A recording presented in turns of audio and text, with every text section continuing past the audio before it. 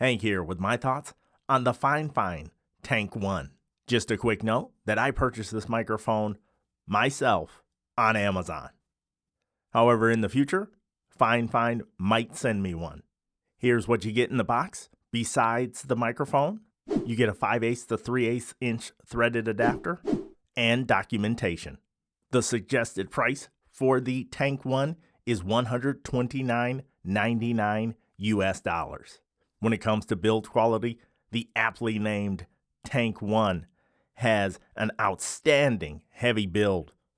While I couldn't find any specs for the weight, we know that the OG PodMic is 2.1 pounds, and in my non-scientific test, the Tank 1 was just slightly heavier. You'll also see in the pictures that it is much bigger.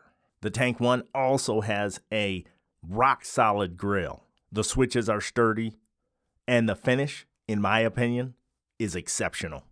On the specs front, we have a dynamic cardioid microphone with a sensitivity of -59 ± 3 dB, a frequency response of 50 Hz to 15 kHz, an output impedance of 140 ohms ±30% at 1 kHz. Now I'm going to test the switches first and foremost as we roll through some of these tests.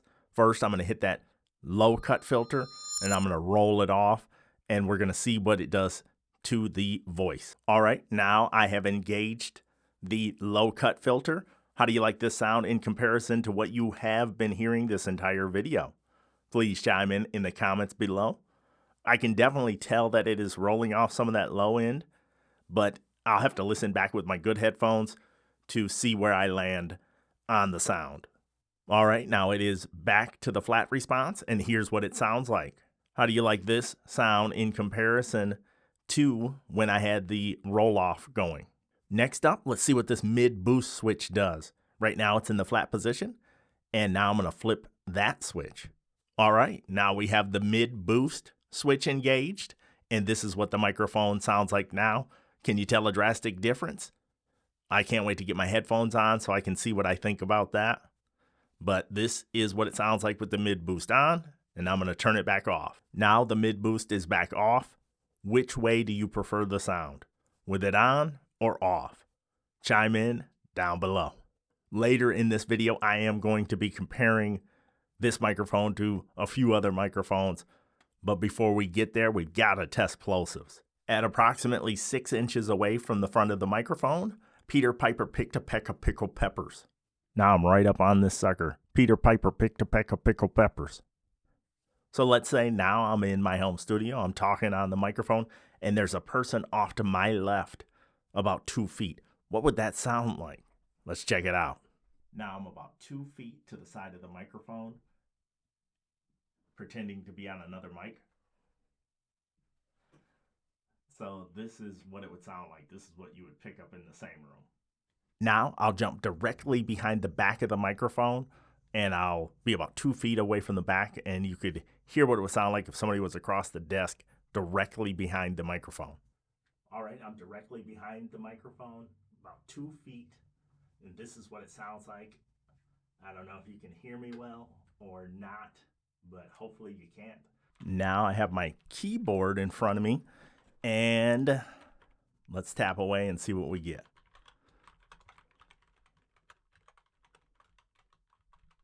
Now I'll try to be a little sneakier. Next, I'm going to hop on the Shure SM7B. I'm actually going to leave the gain at the same spot because they're similar in specs when it comes to sensitivity. So I want to see if I reach the same level when I'm talking into the SM7B at this gain range as when I'm talking into the Tank 1.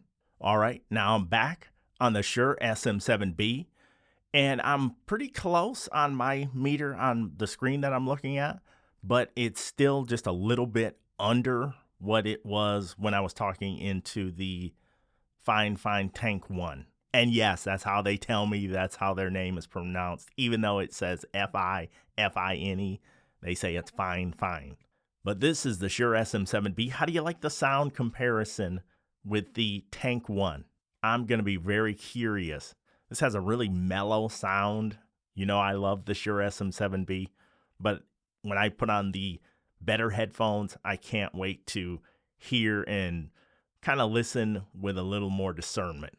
Now I'm going to go back to the Tank 1. How do you like this sound in comparison to the Shure SM7B? I really can't form a good opinion with these in-ear monitors, so I'm going to have to listen back critically with my over-the-ear Bayer Dynamics, and then I will have a better idea of which way I'm leaning. But definitely a different type of sound in my head anyway. There's no processing on the Rodecaster Duo. All right, now I'm going to switch over to the Shure MV7X, and we'll see what that sounds like in comparison to the Tank 1. Now I'm back on the MV7X. One thing is for sure, a lot less gain required on the MV7X than the Tank 1 or the PodMic or the SM7B for sure. I can most certainly hear the difference in that volume. I've always liked the sound of the MV7X. I think it has a pretty smooth, pretty nice sound that you can tailor with post-production compression and EQ and such. However, I don't feel like it's got the oomph in it anyway in these in-ear monitors as the Tank 1, in my humble opinion. But what do you think? How do you like the sound of the MV7X? I'm going to switch back to the Tank 1 for the remainder of this video. Back on the Tank 1, how do you like it in comparison? What does it sound like in your ears compared to these other microphones? I can't wait for this one. This should be a totally non-divisive topic in the comments. But I'm going to get into my pros and cons. Editing note that I do edit before I fill in all the pros and cons.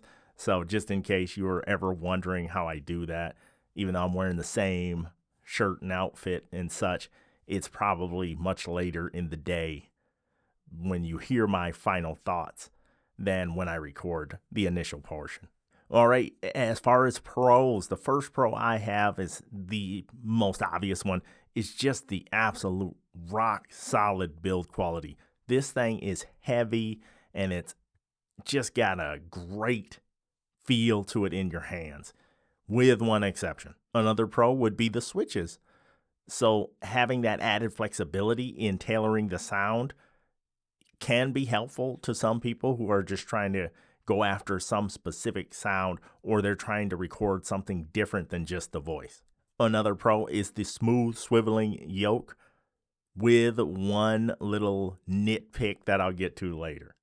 Another pro is Fifine apparently has money to burn. They send you a 5/8 to 3/8 inch threaded adapter when the yoke itself already has that threading inside of it. So they're just like balling, throwing out little extra parts there. I have a coffee mug that's probably like a quarter to a half full of those little insert adapters. And then I would say the main thing for me is, do you like the way the microphone sounds? I really like the way this Tank 1 sounds. I like it in the flat response. I don't know if I'm a big fan of engaging that mid boost. I've had people tell me my voice is a little bit muddy in the mids. Take that for what it's worth, but I like the way this microphone sounds, and especially when I was comparing it to some of the other microphones out there, I have to say I was quite impressed with those comparisons. It just had a certain smoothness, and it's not harsh anywhere. It's not overly muddy to me that I can hear anyway. And I really didn't know what to expect going into this. I had an inclination that at $130 it was going to be good, but this is really good, in my opinion. You can chime in the comments below and tell me what you think. Obviously, when I said build quality, we've got to talk about this finish. It's awesome. Let's just say that. But things aren't all perfect in the land of the Tank 1. So as far as a con goes for me, these little cheap plastic knobs, I think almost everyone does that except for Shure. Shure seems to be the only company that has this yoke style that kind of goes in a little bit on the knobs. but even RODE has the cheap knobs, PreSonus, and other companies, they tend to have the cheap little plastic knobs on there. Another con is it takes a lot to drive this. So I'm in that realm of the PodMic and the SM7B. It's in that same area, that same vicinity. If you notice, when I switched to the MV7X by Shure, that was a lot less gain required to get that baby going. And this is going to take a bit. So you're going to have an audio interface that can pump it out. Now, just a couple of nitpicks. I kind of wish they would have included a pop filter of sorts, even though this thing is doing fantastic against plosives, in my opinion. I think it's unnecessary to have one for 90% of people, but it's that 10% of people that might need something. And I almost thought that maybe the RODE pop filters could work with it, but no luck. Oh, that would have been so cool if that would have fit, but no luck on that. So if they would have their own little windscreen included or something, just for that 10%ish of people that are going to go crazy in front of a microphone. For editing, I was on my over-the-ear headphones, and I really didn't pick up anything egregious. And then one last nitpick, and this is going to be a really petty little nitpick. When I was using the swivel, at one point I just started going back and forth, and as I did that, the plastic knobs started to loosen, and I had to retighten them. And I did it again, had to retighten them. Not that anyone's going to have that use case, but I have to do stuff like that because I'm reviewing a product. So I also tested it on the Shure mics and the RODE PodMic, and I did not get that same loosening of the knobs when I was swiveling back and forth, back and forth, back and forth.